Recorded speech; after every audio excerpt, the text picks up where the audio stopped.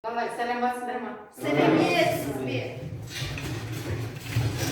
Бүгінгі сабақтағы анықтау үшін тақтаға қараймыз. Тақтада не көріп тұрсыңдар?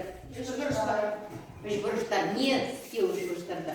Қараймыз. Үшбұрыштардың қабырғаларын табу.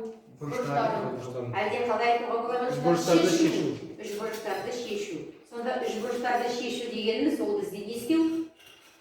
Үшбұрыштардың қабырғаларын және бұрыштарын табу. Белгісіз элементтерін табу. Жақсы. Сонда сабақ мақсаты бізде болады қандай? Косинустар және синустар қолданып формулаларын қолданып бұрыштарды және қабырғаларды табу. Косинустар, синустар теоремаларын қолданып үшбұрышты шешу. есеп шығару. Бүгінгі сабақ тақырыбымыз. Сабақтың алдында кішкене қайталау жұмысы өткіземіз. Қалай отырсыңдар, солай жұп құрасыңдар. Және мына жерде белгілі теоремаларды жинаймыз.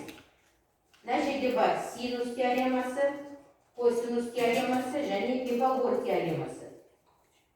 Жұптар алыңдар.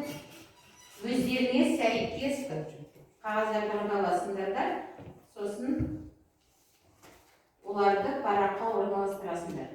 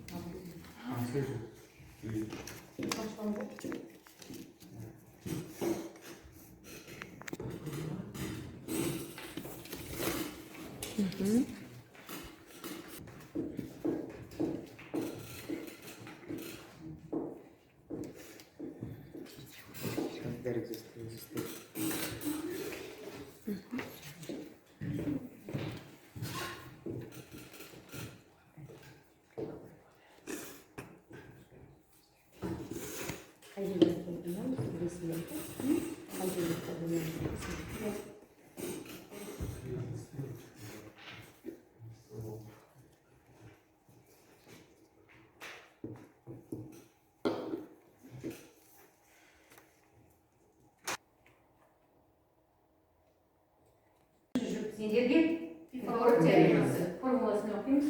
С квадрат, а квадрат қосу бір квадрат. Сөзбен Тік бұрышты үшбұрыштар гипотенузаның квадраты катетерлік қосындысына тең. Пифагор теоремасы қандай үшбұрышта қолданамыз? Тікбұрышты. Тікбұрышты үшбұрышта қолданамыз. Жақсы. Айғаным, сендерде синустар теоремасы формула. А бөлінген синус альфа, сен Б бөлінген синус бета, және де ол сен С бөлінген синус гамма. Жақсы. Нешесі? Синус теоремасының үшбұрышысы ол үшбұрыштың қабырғалары қарама-қарсы бұрыштардың синусына Пропорционалы. Жақсы. Олдар сендерде косинустар теоремасы формуласы. А квадрат тен С квадрат плюс Б квадрат минус 2 көбейтілген С көбейтілген Б көбейтілген косинус альфа. Тапсырма. Синустар, косинустар теоремаларын қолдану алгоритмдері. Бірінші топқа есептің шарты бар және есептің төрт шешуі бар. Солардың ішінен дұрысын анықтау. Сендерге есептерді шешу мына жерде табу керек. Бұрыштарды, екі бұрыш және қабырғаны. Сендерге міне есеп мына жерде табу керек. Қатырақ. 25 қосылған 16, 22 бөлінген 5, Жақсы. Көбейту. көбейту 4. Көбейтілген косинус 60, ол бізде 2-ден 1. 2 мен 2 қысқарылады.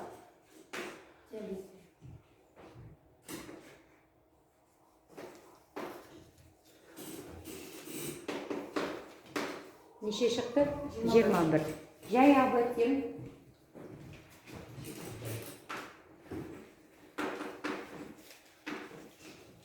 Түбірасында 21 шықты ма? Жақсы. Үшбұрыштар белгілі. Екі бұрышы белгілі, үшінші бұрышы Onu табамыз. Үшінші бұрышты табамыз. Бұрышты Бұрыш С тек. тең 180. 35. Тең Жақтан ішінде болады. 135. 180 азайту 135, 45 градус болады. 45 градус. Жақсы. Енді бір қабырғаға ғана белгілі. Сондықтан қандай Синус теоремасын Синус қолданамыз. теоремасын қолданамыз. Формуланы жаза алайық.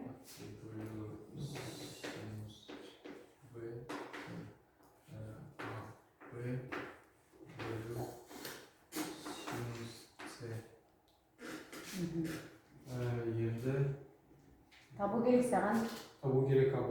АБ-ны. Шығарында жеңіл АБ-ны. АБ тең. АБ тең Пропорция шешу. 4 көбейтеміз. С ол 2-ден түбір 2. 2-ден түбір 2. 2 бөлінген 2-ден түбір Синус 60 градус. 2 мен 4 қысқалары 4 бөлінген 2 бөлінген Бөлуді көбейтумен жаза қойшы. Бірдей. Тезірек болады. бөлуді көбейтумен 2. Көбейту. Мына жерде жазамыз. 2 бөлінген түбір Жақсы. Тең. Көбейту.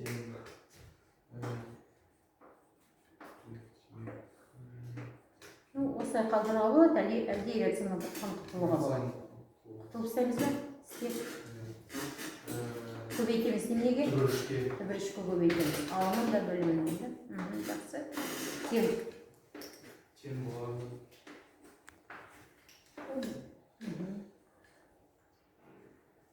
Бөлу 3 шықты да. 4 түбір 6 бөлу 3. Енді қараймыз.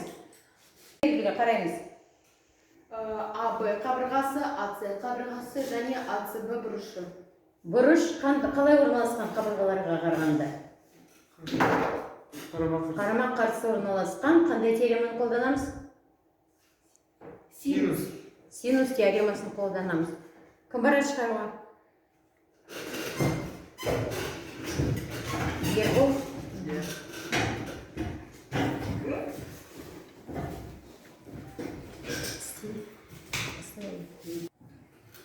Бізге бұрыш А табу керек, бірақ біріншіден бұрыш Б табамыз.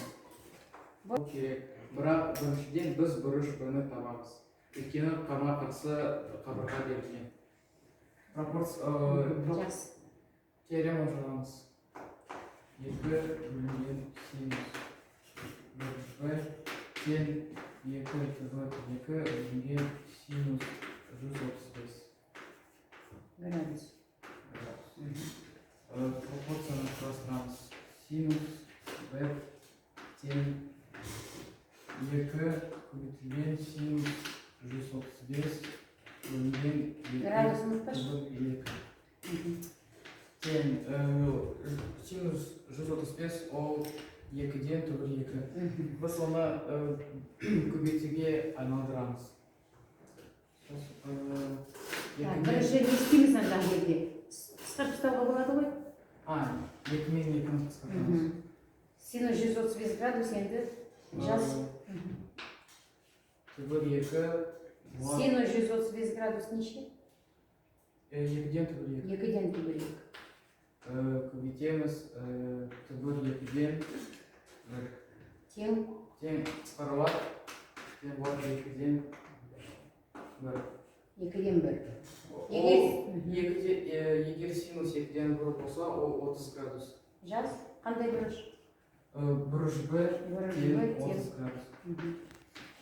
Ал бізге табу керек еді? Бұрыша. Бұрышқа. Бұрыша тең болады 180 минус 135 градус қосылған 30 градус. Тең болады 15 градус. болды. Бұрыш А тең 15 градус. Жақсы, дұрыс. Так, Ақырғы бес. синус 15 сенде уже дайын.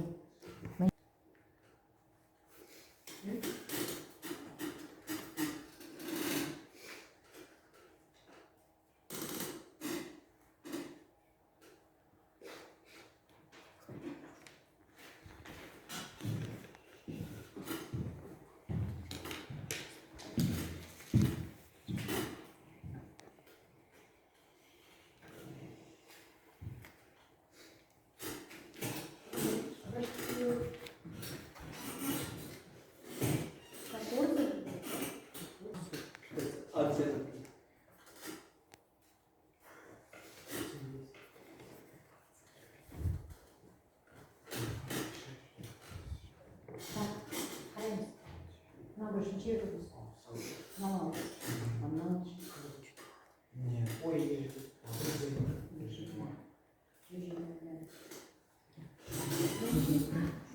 Теорема қолданып қандай қаламайды. Қаламайды.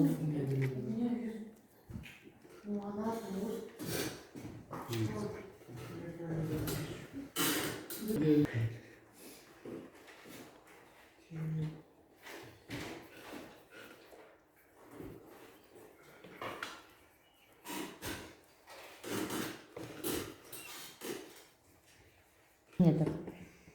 не здесь. Я ошибся.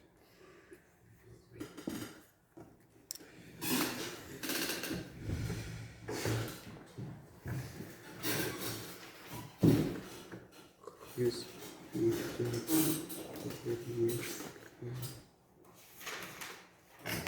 Ладно, Синус есть. Да. Бөлім болдым. Қайтарым болдым. Біз болды.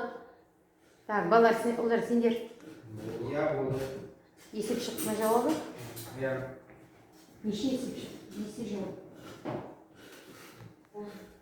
Санаған жоқсыздар ма? Санаған жоқсыздар. Так, бірінші топ бітірді, екінші топ әлі бітірген жоқ. Санау қалды есептеу. Балалар, уақыт жоқ. Енді міне дайын жауаппен есептерді тексереміз. Абыз 23,4. Сендерде неше шықты? Дұрыс, бізде де солай шықты. Тура солай шықты ма? Иә. Екінші есепте 19-да 2 шықты. 19-да 2 шықты. Жауаптар 19-да 1. Жақсы. Везде не слышь. Сендерде бірінші жауап қана шықты. Я. Неге? Врешь.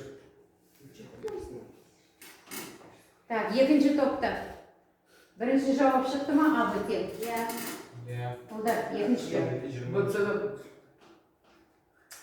Айналайын, шықты. Екі жауапта шықты. Өте жақсы. Екінші топта бір жауап қана шықты. Екінші есепті шешуді үлгермедіңдер кішкене. Енді мынандай сұрақтар бір сөйлемнен айтамыз. Бола ма мен? Ең жеңілден айтасың ба? Басқа. Бүгін мен теорема арқылы есептерді үйрендім. Есептер шығарып үйрендім. Екінші сөйлемді кім айтты? Дәжан? бүгін маған осы сабақ өте қызықты болды. Неменесі қызықты болды? Формулалар, теоремалар қызықты болды. Жақсы. Кімге қиын болды? Ербол саған ба? Маған косинус теоремасы қиын болды. Неменесі қай жері қиын болды? Теорема.